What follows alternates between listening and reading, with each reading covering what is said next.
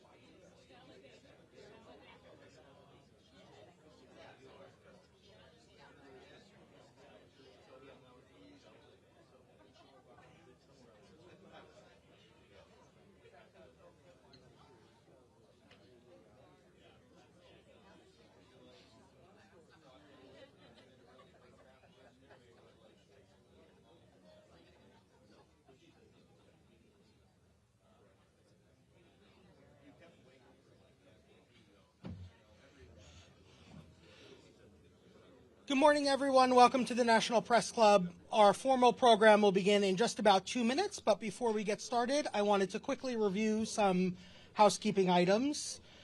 This event is being streamed live, so now would be an excellent time to silence your cell phones. You'll also find cards on your seats for questions. If you have questions for our speaker today, please write them on the cards and pass them to the staff members collecting them around the room. I will ask as many questions as time permits, but I can't ask what I can't read, so please make sure you print legibly. Thanks again. We'll get started in just about a minute.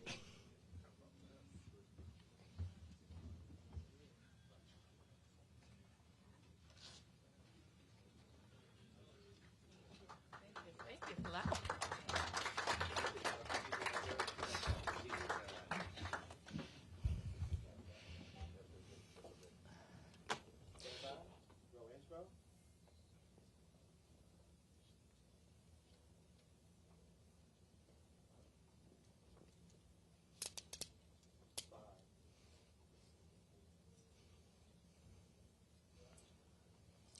Good morning. Welcome to our Headliners Newsmaker at the National Press Club, the place where news happens. I'm Mike Balsamo, the 118th president of the National Press Club and the U.S. law enforcement editor for the Associated Press.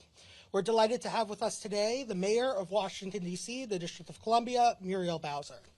Last week, Mayor Bowser grabbed headlines with her ambitious plan to redevelop the RFK Stadium site and entice the Washington Commanders football team to return to the city limits.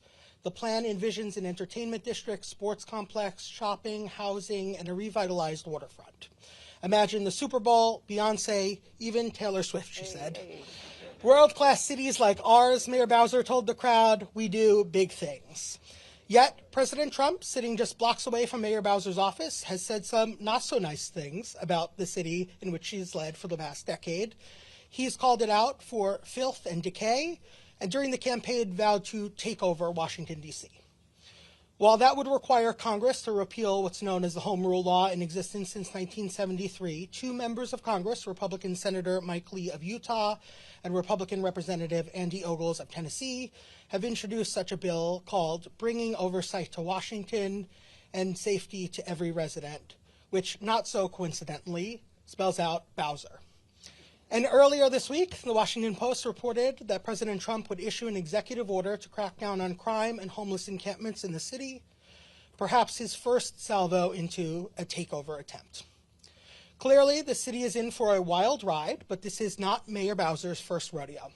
She's been held elected office since 2004, first as an advisory neighborhood commissioner, and then as a member of the D.C. Council. She was elected mayor in 2015, and is only the second person to be elected 3 times as D.C. mayor.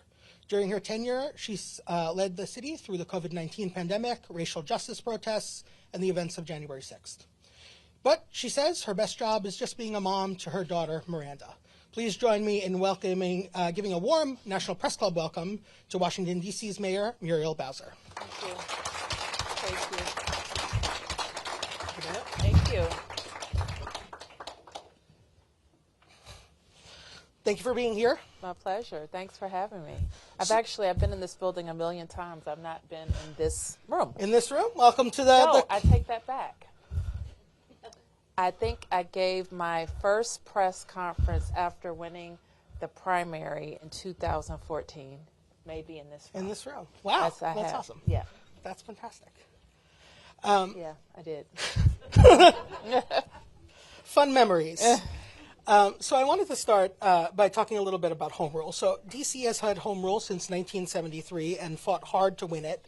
As I mentioned in the introduction, President Trump mentioned many times, including this week, that he wants to take over Washington, D.C. Can you talk a little bit about, why home rule is important to D.C. and what's the case for keeping home rule? Well, the case that we actually make is for D.C. becoming the 51st state. I know there's been a lot of talk about someplace else becoming the 51st state, but we are going to be the 51st state because what it means is the discussion you've had about whether a president or a couple of members of Congress can take over our limited self-determination is because we don't enjoy the same rights as American citizens. But we are the same as American citizens. We pay taxes more than most, more per capita than any place in America. We're larger than 2 states. We're literally down the street from the Congress, but we have no representation. So the case that D.C. residents, not to tell you that your question wasn't the right question, but the question for us is how do we maintain the pathway to the 51st state? And why not? We're Americans, we pay taxes, we go to war, we have all of the responsibilities of citizenship, but we don't have all of the rights. And the unfortunate answer is it has come down to partisanship. And we don't regard D.C. being added as the 51st state as a partisan issue, but it is an issue of how to make our democracy more perfect. So in talking about home rule, what it means basically is that we elect local officials, we pass our laws, we have our own budget, that's sometimes a misconception out there in the world. We take care of ourselves, and we do so, as I said, and we give more to the federal government than we get back. And so making sure that we adhere to the principles that so many people believe in, the government should be closest to the people. That's why home rule is important to us. So President Trump's expected to sign an executive order that would give the federal government more power in D.C. Do you think the federal government has the right to do this? Do you see this as President Trump's first move in an ultimate endgame to, as he says, take over D.C., and how does D.C. protect itself from federal encroachment? I think there's been a lot of speculation about that, and it's mostly among your colleagues here, but I don't know that that's the case. Certainly the president has executive powers, and we've seen that he has issued a lot of executive orders. Some of them have been disputed. Some of them are being argued right now. But I think what the approach that we have taken with the White House is to identify those things that we share. What are our shared priorities? The president is very focused on making our nation's capital the most beautiful capital in the world. And it turns out that's our focus too. And in Washington, D.C., unlike some places, the federal government actually has a role in doing that, an oversized role in doing that. So there's some things like national parks that, you know, when your city is small as ours, how the national parks operate is a very big deal. There's been the issue of the return of federal employees to in-person work. Now, we didn't argue for in-person work going with mass firings, which is going to have an impact certainly on Americans in all 50 states in Washington, D.C. And the federal government does have a role in public safety in the district, unlike most places, because they're a big part of our criminal justice system, including judges and including prosecutors. So there are things that we can work on together. The Washington Post has reported that this executive order would be focused on crime and quality of life issues like graffiti and homeless encampments. After you met with then President-elect Trump at Mar-a-Lago, you expressed a willingness to work with the president on issues of mutual concern, including beautifying the city. Are these the issues that you discussed? Can you talk a little bit about that? Once again, I can't speak to an executive order that I'm not sure exists or will be issued, so I'll say that. But I will say that, yeah, we talked about beautification issues and we talked about public safety. But let me say this about public safety. What I was able to report to the president was that he, I believed, had the picture in his mind of COVID era Washington, D.C., because that's the Washington, D.C. he left. And we did have some impacts of COVID closures on both public safety and homelessness. And so I wanted to make clear that the Washington that he has returned to is coming back from COVID era impacts. So I developed a comeback plan, which is our 5-year economic development strategy that has a lot of investments in the downtown, for example, how we bring more residents, how we bring more activity and vitality to the downtown, and the federal workforce is a big part of that.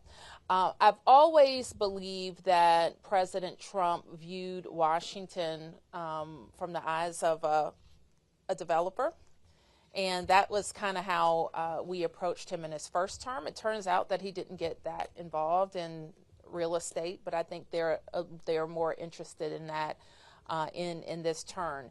So we are looking for ways that investments can be made in our national parks and in underutilized federal buildings with the government as well. I want to ask you a little bit about the federal workforce in just a second here, but as you know, we take questions from the audience. So, national field producer for Fox News, James Levinson, sent in the following question. In the president's comments on taking over D.C. government, he cited issues with crime and corruption as his argument of why he needs to step in. Just yesterday, there was a bribery indictment of a former deputy director of ONSE. The D.C. Council also expelled Trayon White on bribery accusations weeks ago. Are you worried that there's an underlying corruption problem in certain parts of the D.C. government? I'm not, and this is why I say that. Our system worked the way it was supposed to in both of the cases that you mentioned. We have, and actually I authored when I was a member of the council, a pretty comprehensive and wide-ranging ethics reform law that allows the council to expel a member for the type of conduct that the indictment indicates. That hadn't been the case 10 years before that. We would have had a official linger until the criminal justice process had run its course. So we have very, very high standards for conduct.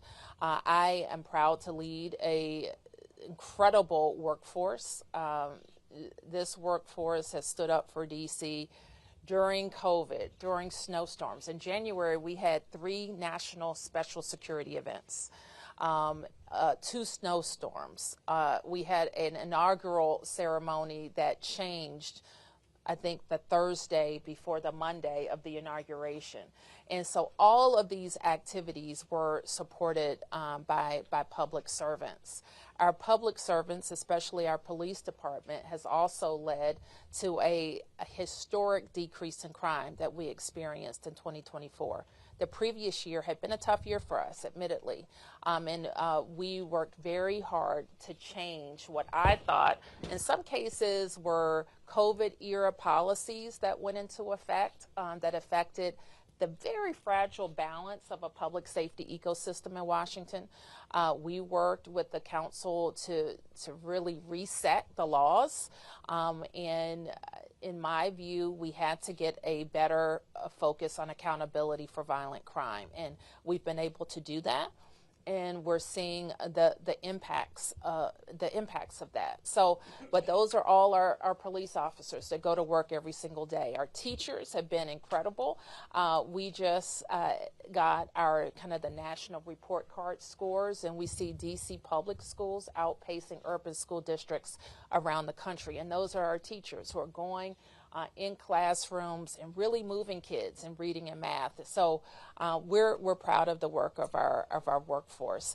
But having said that, people know that they have to follow the rules, and if they don't, then there are very real consequences. Since the pandemic and work from home options, the downtown area has been a bit of a ghost town. President Trump has now ordered the federal workforce back to their offices, as you mentioned. And at the same time, Elon Musk and the Department of Government Efficiency are eviscerating the federal workforce. What do you see as the impact of these two dueling orders? And what has President Trump told you about his federal workforce plans? And then to follow up on that, do you have any plans for a sort of revitalization of downtown DC? Yes. So the president and I are, I think, simpatico on the return to the office.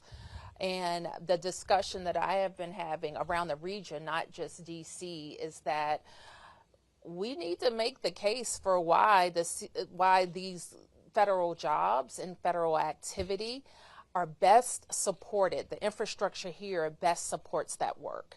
And that's what we do. When we talk about the federal government, let me be clear.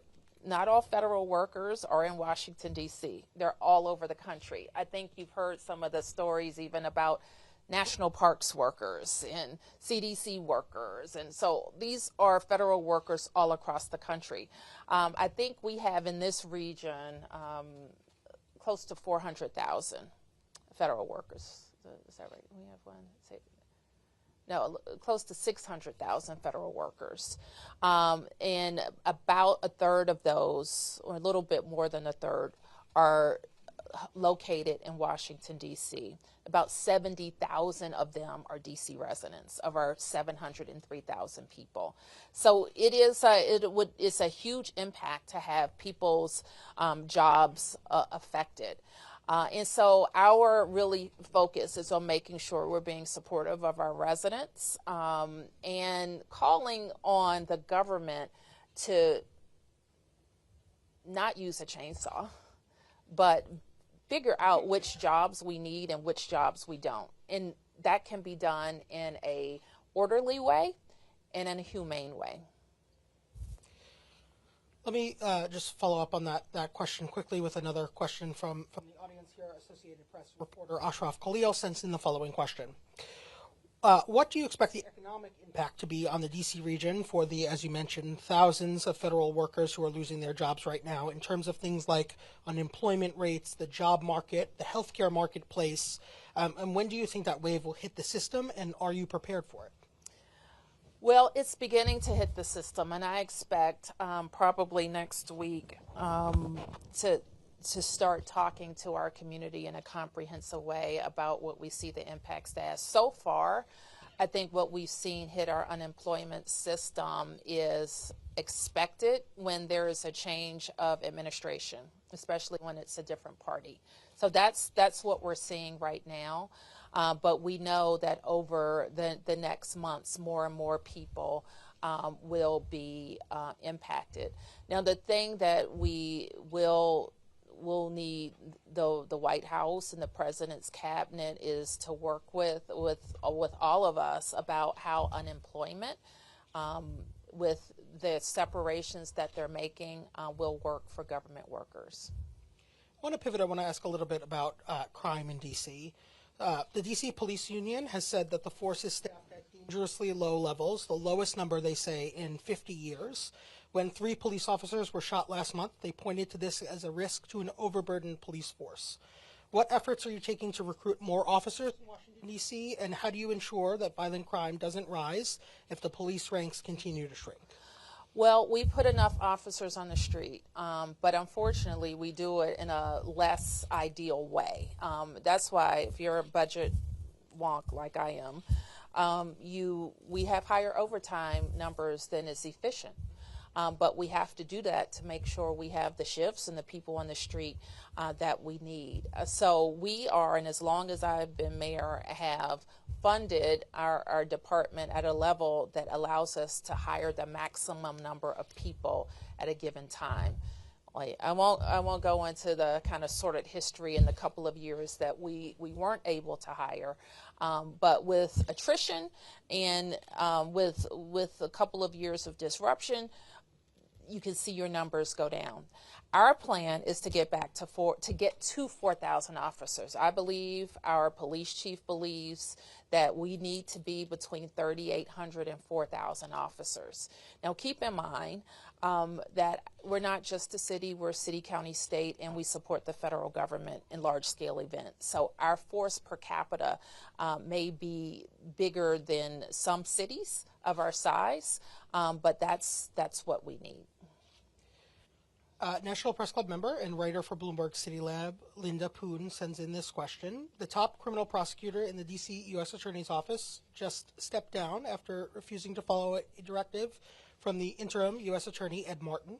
Are you concerned that these conflicts could affect the U.S. Attorney's Office's ability to prosecute crimes that are committed in Washington, D.C.?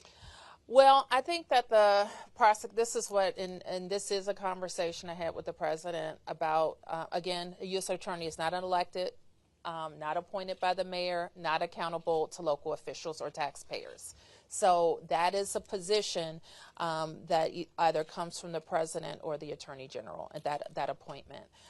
So it is very important to us that the U.S. attorney focuses on violent criminals, on people who use guns, and on repeat offenders, and take hard cases to trial.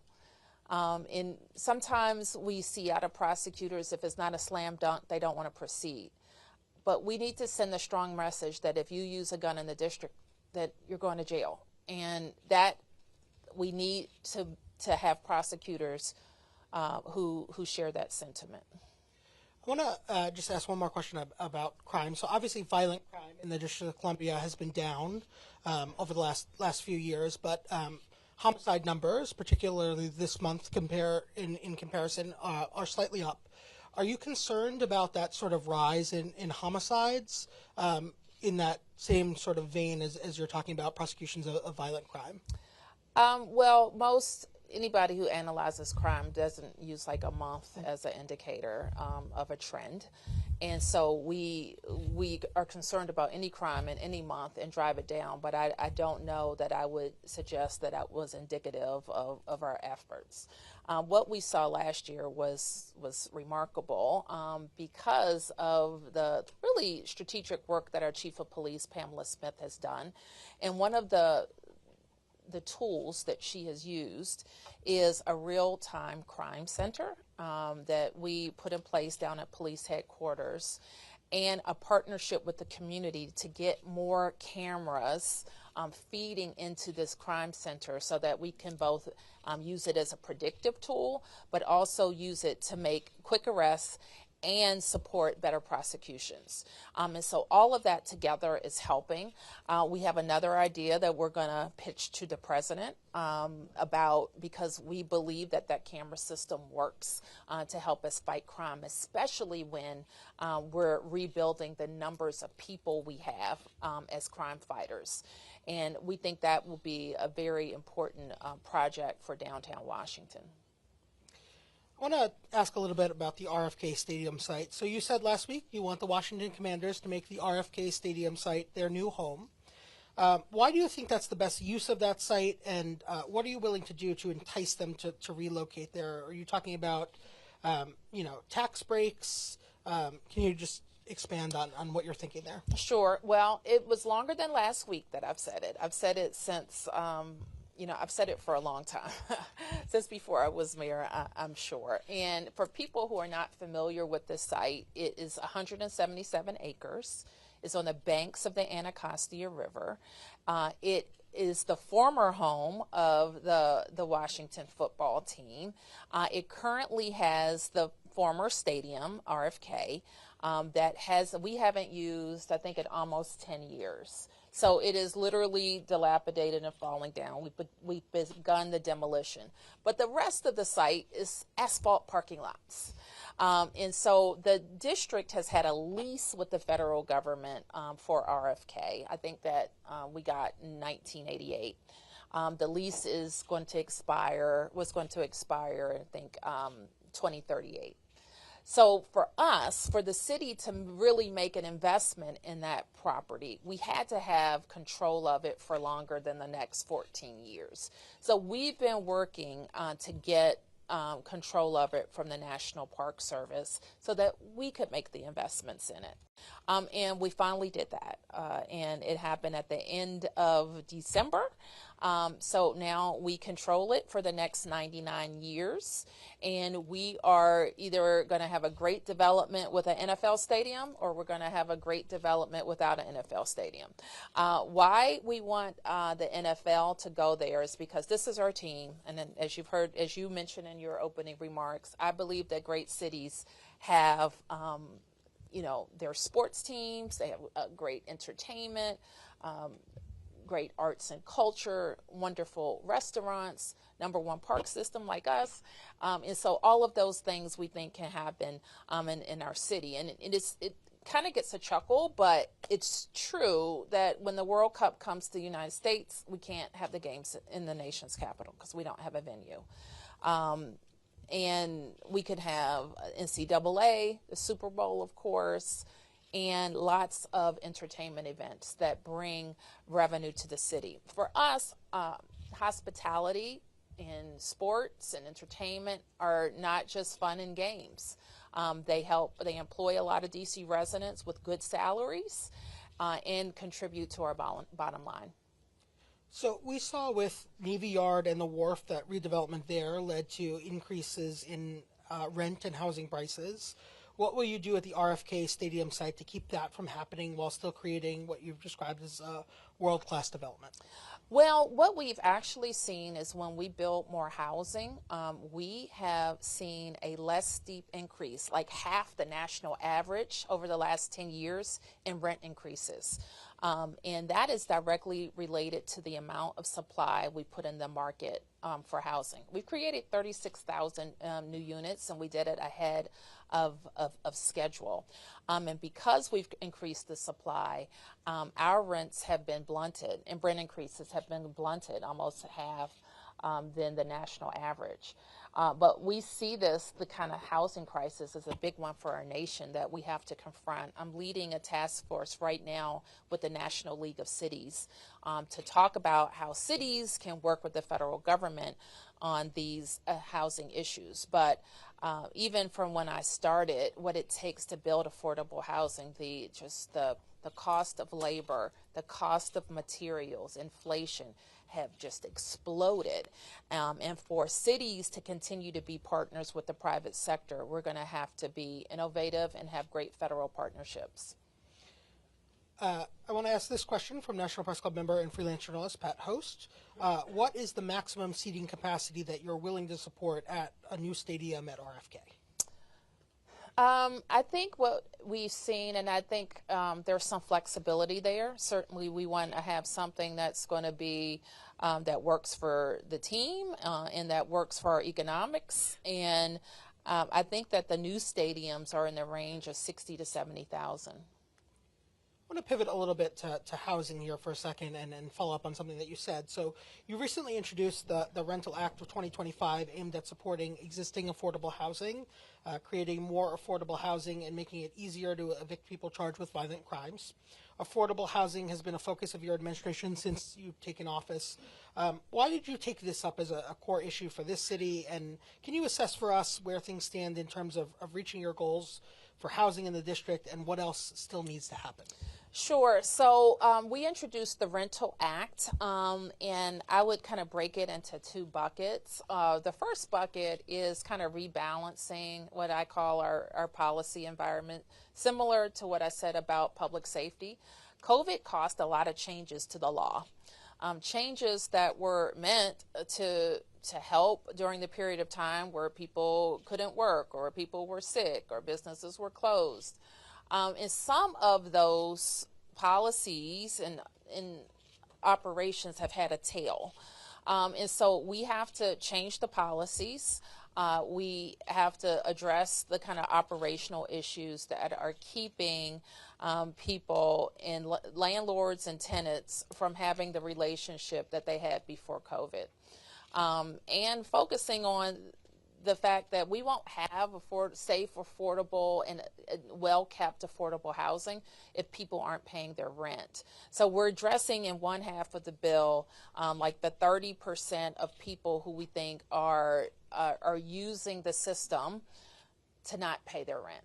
And it's having an effect on the 70% of the people who are doing exactly what they should and what they're contractually obligated to do. So that's part of it. The second part of it is how do we get back to the type of production that made us #1 in the region, in the area of and the jurisdiction in the country that has invested the most in affordable housing. So we have to get back to that level of production that got us to 36,000 units. And part of that is looking at our laws, and one of them is around, we have a law that focuses on allowing renters to be able to buy their units, affordable units. So this, where we've made some tweaks to the TOPA law that ensures that TOPA is focused on affordable housing, not all housing, and that like financial transactions aren't kind of swept up in the law. And so these are some things. This TOPA law hasn't been modernized since it was created, and we think it's necessary to do now so that we can be #1 again. Now, when I was elected 10 years ago, our biggest issue in this city was how do we stay affordable for more people?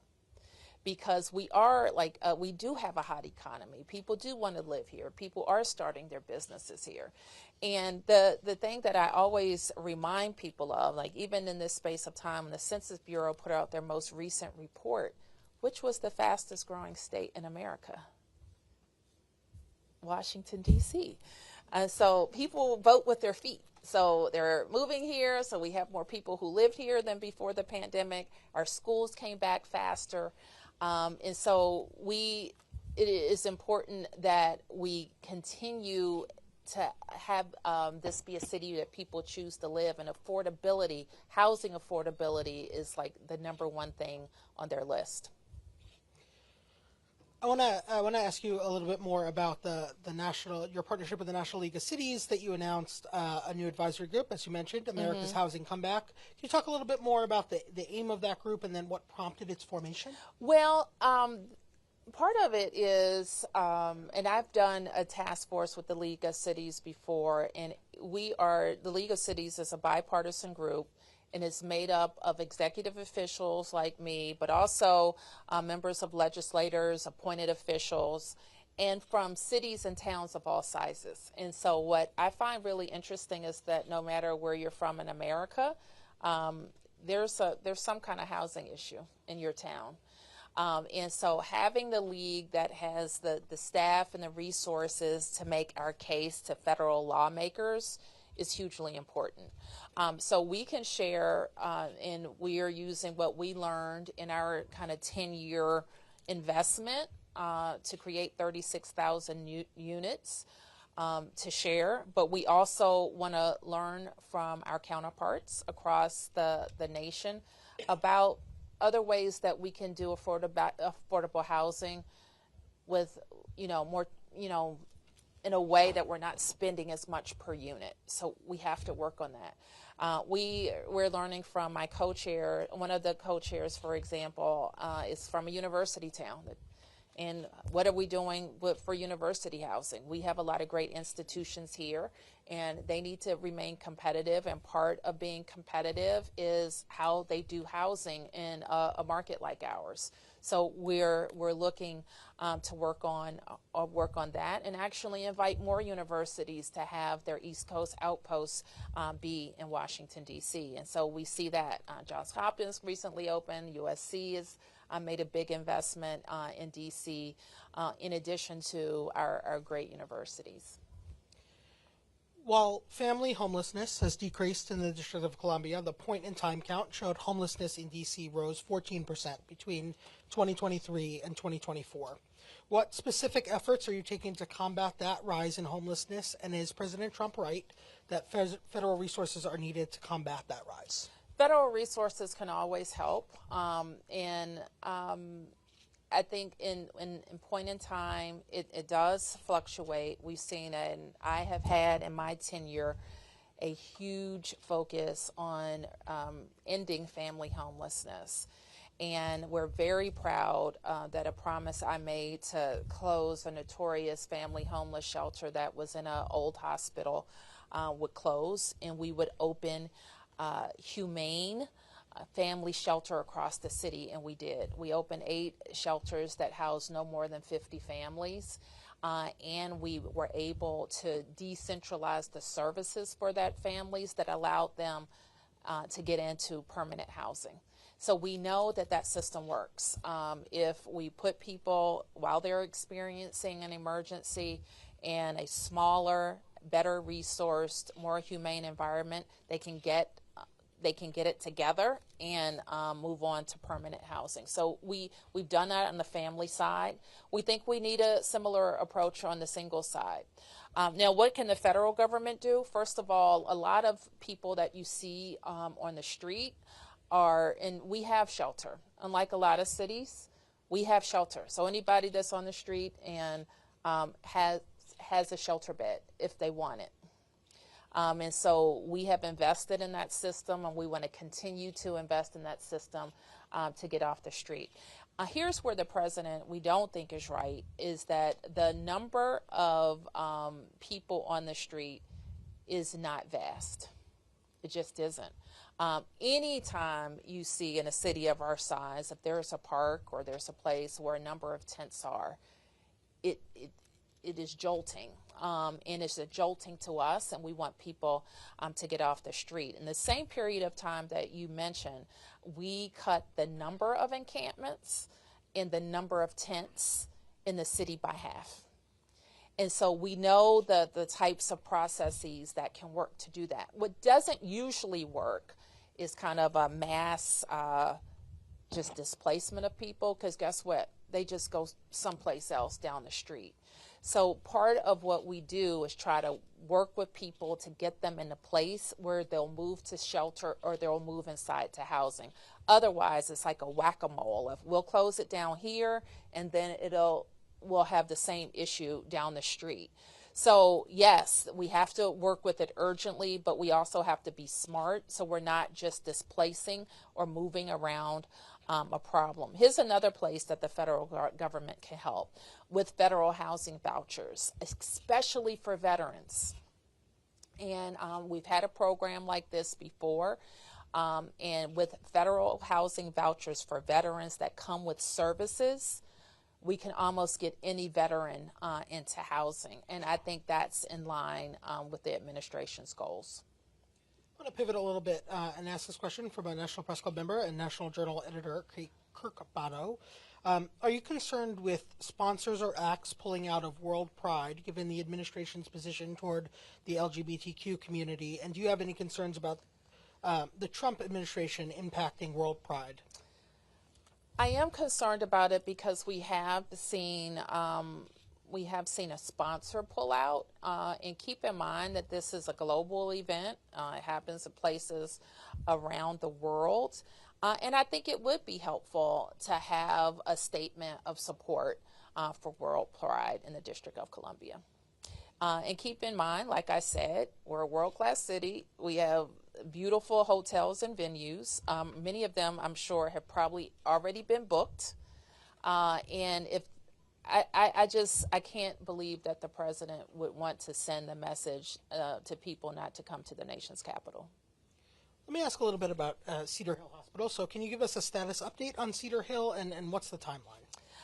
Cedar Hill is a hospital that I committed to create 10 years ago to make sure we had a world-class hospital that was on the east side of the city.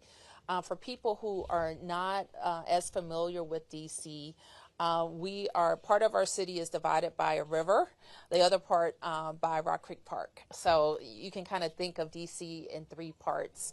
Well, the part east of the Anacostia River did not have a fully functioning hospital with the quality of care that we expected, and we believed that we had to create a new hospital to get that done. So we have a great partnership with GW Health and their physicians who are going to work there. We built the hospital over the course of the last several years, and we expect to open April 15th. Can you talk a little bit about, another topic that's been in the news lately? The president has obviously taken over part of the Kennedy Center and Kennedy Center's board. Can you talk a little bit about that? Do you have any concerns about what's happening there, the events that are already happening there, the move on the board, and the resignations that have happened? Well, let me just first say that David Rubenstein is an American treasure. And he chaired the board. And he has contributed a lot of his personal wealth to what he calls patriotic philanthropy. Everything from support with the Washington Monument when it was damaged to important archival pieces at the National Archives. Even I think he even supported bringing our pandas back to the National Zoo. So he didn't operate in that role as chairman in some kind of what shall I say, honorific capacity. Like, he worked and he's smart. Like, he built a great company, and so I think we've just been honored to have his leadership. And similarly, Deborah Rutter has been a great leader of the Kennedy Center for 11 years.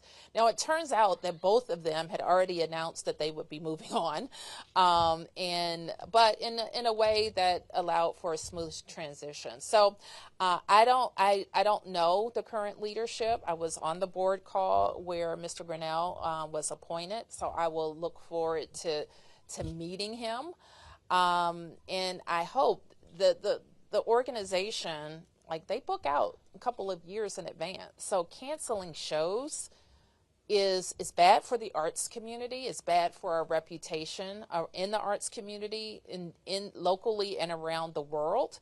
But it's also bad for business. And like I said, people come to it's a local institution, but it's America's Arts Center. So people come from around the country to see shows. And so I don't know how we benefit at all from canceling shows and affecting economic development. So when you say you want to have a beautiful capital like we do, you can't also undercut the ways that we have a beautiful capital. And so we have to support the arts. So people probably don't realize this about DC, but we have the second highest number of theater seats in America, only second to New York.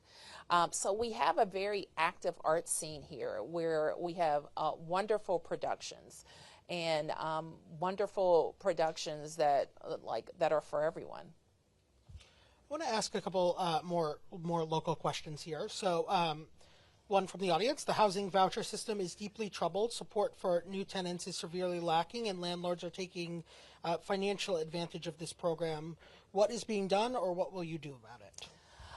Well, I don't know if I would agree with everything that was said in that question, but I will say this, is that we have created an intermediate step.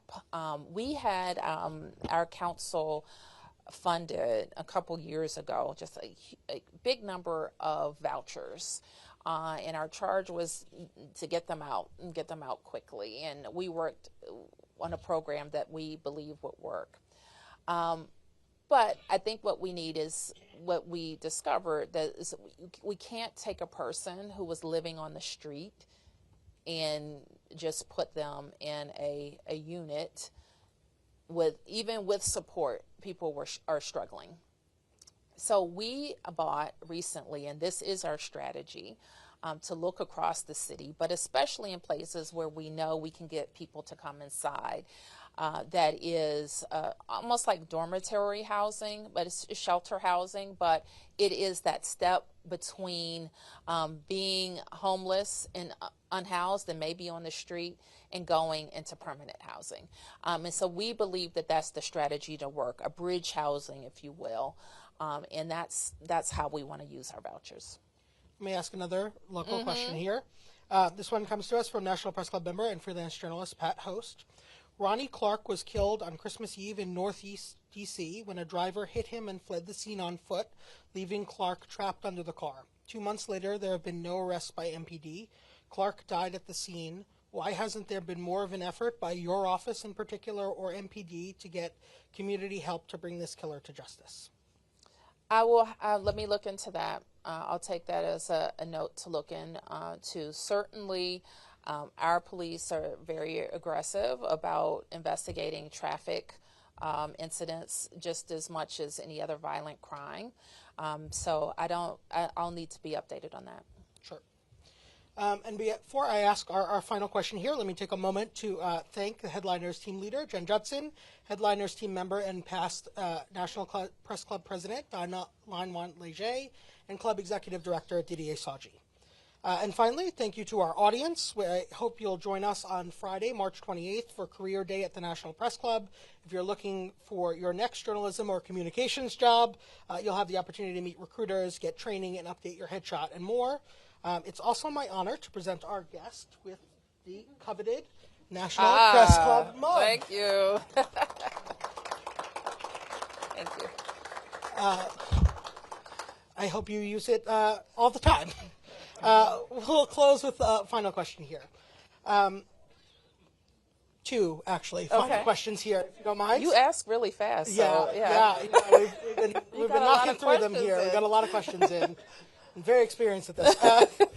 Will D.C. take the Trump administration to court over executive actions or anything else? And how much do you expect the GOP Congress to be involved in blocking bills through the D.C. Council? Well, I think if you look, I'll take the second one first. If you look back at kind of the history of congressional interference, it's almost predictable the type of issues that the Congress has interfered in. They usually are social issues that members want to make points on back at home. So we had a ban on, we continue to have a ban on locally supported abortion. We've had a ban on cannabis regulation, which is really dangerous, actually. And we've had other interference on mostly social issues. The most recent issue being on public safety, and that's a longer story. But now there are a lot of bills kind of moving in the Congress that we're focused on. And usually we can kind of beat back issues, and we work diligently on it. I'm very grateful for the partnership I have with Representative Comer out of Kentucky, who is our oversight chair. So we work across the aisle. We always have. We work behind the scenes. We work in front of cameras, but we're always working for the benefit of the district. But this goes back to the first question you asked. We're always going to experience that until we become the 51st state. It's just that simple. So we work on that. The first part of your question is that will we sue? And the bottom line is that we have an attorney general in the district, and an elected attorney general that is not not in my chain of command.